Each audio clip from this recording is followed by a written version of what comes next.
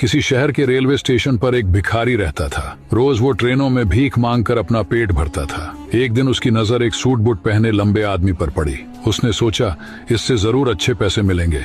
वह उसके पास गया और बोला, साहब कुछ दे दीजिए। लंबा आदमी मुस्कुराया और बोला, तुम हमेशा मांगते ही रहते हो, कभी किसी को कुछ देते भी हो? भिखारी शर्मा गया, साहब मैं तो भिखारी हूँ, देने के लिए मेरे पास क्या है?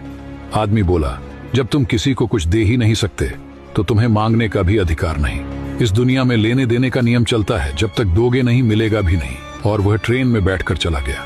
उसकी बात भिखारी के दिल में तीर की तरह चुभ गई।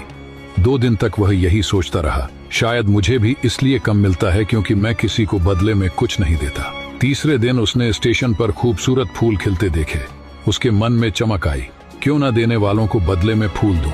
उसने कुछ फूल तोड़े और भीख मांगने चला गया। अब जब भी कोई उसे पैसे देता वो बदले में मुस्कुराकर एक फूल दे देता। लोग खुश होते और उसे पहले से ज्यादा पैसे देने लगे। भिखारी समझ गया, देने में ही पाने का रहस्य है। एक दिन वही लंबा आदमी फिर स्टेशन पर दिखा।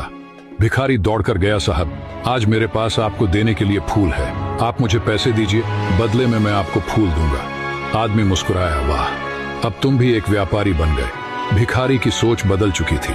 अगले दिन से वह स्टेशन पर नहीं दिखा। 6 महीने बाद वही स्टेशन 2 सूट बूट पहने व्यक्ति आपस में मिले। एक बोला, कहो पहचाना?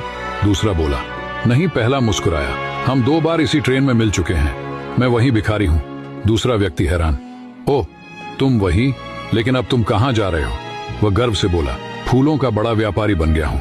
लोगों ने मेरी भीख नहीं खरीदी, मेरे फूल खरीदे। आपने सिखाया था जब तक हम कुछ देते नहीं हमें मिलता भी नहीं। उस दिन से मेरी सोच बदल गई और मेरी किस्मत भी। दोनों मुस्कुराए और आगे बढ़ गए। इस कहानी की सीख सफलता हमारी सोच में छुपी होती है। तुम खुद को जैसा मानते हो जिंदगी भी तुम्हें वैसा ही बना देती है। इसलिए खुद पर भरोसा रखो और देने की आदत डालो, किस्मत खुद बदल जाएगी।